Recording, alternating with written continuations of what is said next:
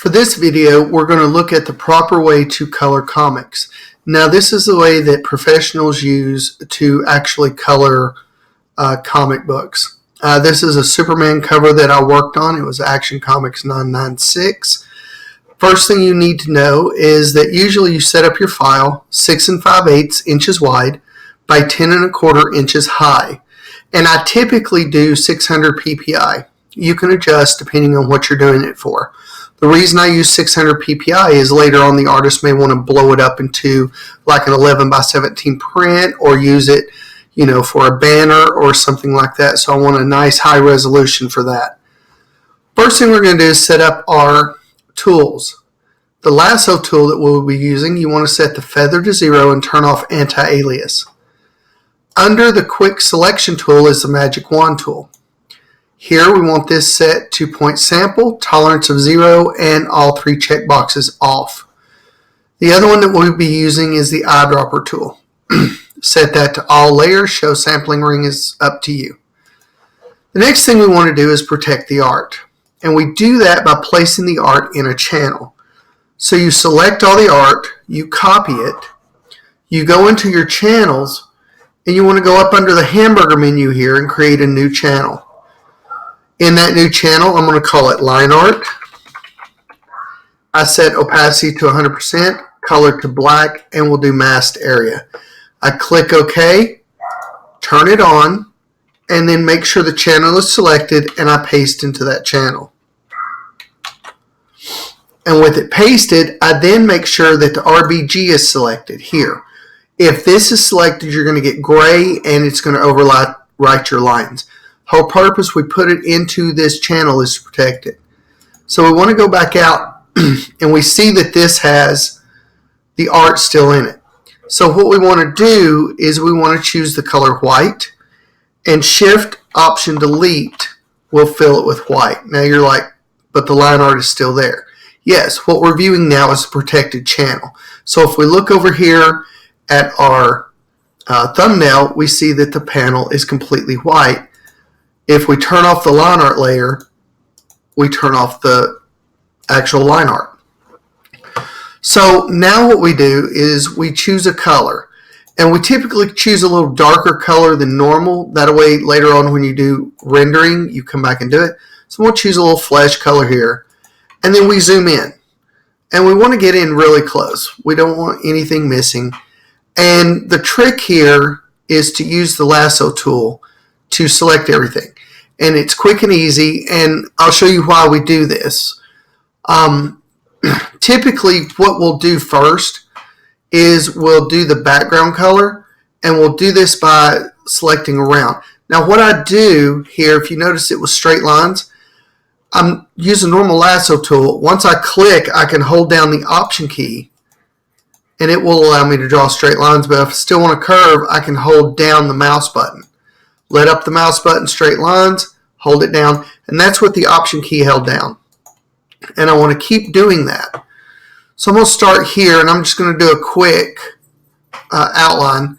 So I'm going to come down through here, come around, and again, I'm holding the Option key down. You hold it down the entire time, and you can cut right through the middle of the black because the black is not really here. The black is on your channels. So you can't harm the artwork, and that's good because artists really hate it when you mess up their artwork. Now, typically I'm a lot faster because I use my iPad hooked in with something called AstroPad, and AstroPad allows me to mirror the screen of my Mac. And what that does is that allows me to use the Apple Pencil to actually draw this in instead of using the mouse button like I am now. It works. It's just a lot faster using my iPad than it is this. You can use a Wacom tablet. I know a couple of the professionals in the industry use Wacom tablets a lot. Some use Cintiqs. But whatever your choice, the mouse will always be the slowest. If you have a computer that you can actually do that's a touch screen, you can pull stuff straight off the screen. That's a bonus. Otherwise, you're stuck with the mouse, and it's just a slower process, but it does work. Some people prefer to use the pen tool. I actually find the pen tool to be slow because then I've got to do a few other things. And there we go. We've got our selection made. Zoom out a little bit. You can add to the selection by holding the Shift key down, then click, let off, and hit the Option key. So then you can add to the selection and move the screen down as you need to create that selection. Now, there's a reason that I'm working from the back to the front, and I'll show you that in just a second. Let me finish this selection here. But let's say you screw up and you cut down in here and you're like, I didn't mean to do that. You can clean up your selection. Again, plus will add, but if you hold the Option key down, that's Option on Mac, you can click, let off the Option key, hold it back down to get your polygon, release the mouse, and now you can go around and clean that area up. So it cut through my hair here. I really didn't mean to do that. So I'm going to hold the Option key down. I'm going to deselect this area here. So again, I'm just cleaning up this area. It's easy to do. It's a lot easier to do it before you lay in the color, because after you lay in the color, you've got to go in and overlay a different color onto it. And it's just, you're doing some stuff here. It's a little quicker. Again, with the mouse, it's not as quick. But you can see that I'm just going straight through the black. I can ignore the black, and that is an amazing thing. So now I've got him outlined, and normally I would outline everything, but for this purposes, to save time, I'm not. And I'm going to create a little blue color. Let's call that the sky. Real simple. Now, typically when I get started, I may do this. I may take and color everything like a light pink. And that's just so I know I don't miss anything. And watch what happens. If I switch to my magic wand and I click, it doesn't select the blue because I've set my tolerance to 0. And then I can Option backspace, and now there's some pink that says, hey, you've missed the spot. But here's the magic by using the magic wand tool. So I can actually cut through a color of it, a color that is a different color, and come in through here. Again, I can ignore the black and just come up through here, making some little adjustments as I need to. Again, faster with a tablet, a pen, any of those types of things. You definitely, if you're going to be doing some coloring, should invest in a tablet of some kind. Again, whether it's a Wacom, whether it's a lovely iPad, whether, I'm a little biased, a Cintiq, or any other type of tablet drawing device. Even the new Windows, I can't remember what they're called, but the ones that fold up. Really nice computers. They fold up, but they give you the touch screen and you can use a pen. Here's the key. Magic wand. Hold down the Option key. Look, it changes it to a negative. I click. Now I grab my hair color, and Superman typically has a blue hair color. I don't know why. Option delete. Boom, done. I missed a space here. I can go up here, select that in, Option delete, done.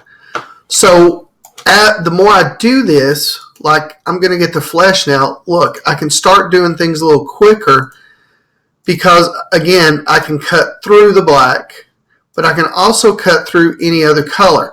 Now, the only color that's different now,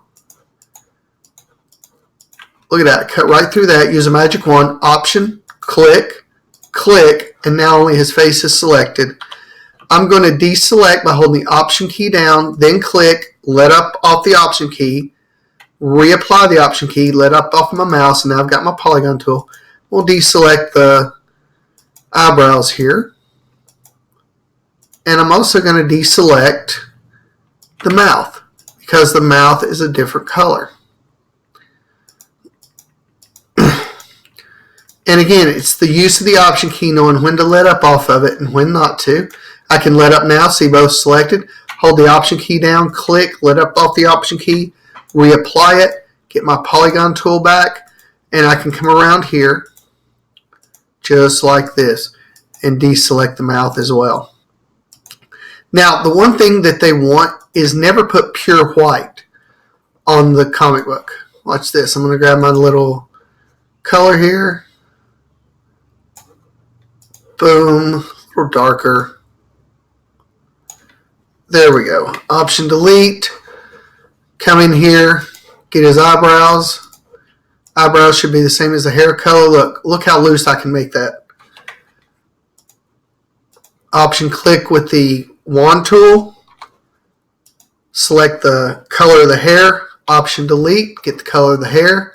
Watch this. I can select the whole mouth. Wand tool. Option click. It deselects everything. Come in here. Grab an off-white. Never put pure white. Option delete. And if we look, this is kind of like the inside of his mouth here. So we can come in here and come up through here. And we can give that a little darker color. Something like that. And option delete. So we can also zoom in and see these little areas here. We magic wand, come in here, select that area, deselect the red, option delete, and just kind of clean these up. If I do this though, and option delete that, it deletes out the white I'm trying to. So now I need to be real careful. Option delete. There we go. So notice I was able to quickly color his head. Didn't take long, and it's really simple to do. So you apply that technique throughout. Typically I work back to front. I want to make sure that everything works the way it needs to work. So here's the actual cover finished, and this is called flatting. I apply the initial layer of color, then people come in and add shadows and lights and everything. So if you see here, we've got the channel, the line art channel selected. Without it, it looks like this, and you want to make sure yours looks like this. See, all the colors are bumped up against each other. There's nothing coming through. And this background is not actually white. It is just an off-white, as you can see here. So we want to get our line art channel back into the regular channel. So to do that, you select your line art channel, select all, copy or cut, come into the layers, edit, paste, in place. And now you've got your line art. You can save it as a JPEG, do whatever you need to do. You could have created a new layer to put your line art in. Totally up to you. But that is how you completely color the comics, from getting it from line art, protecting the line art, and then bringing the line art back in when you're done to save it as a JPEG, a TIFF, whatever you're going to use it for. Then people will typically place it in InDesign to create the final comic book. But that's how you do color flats.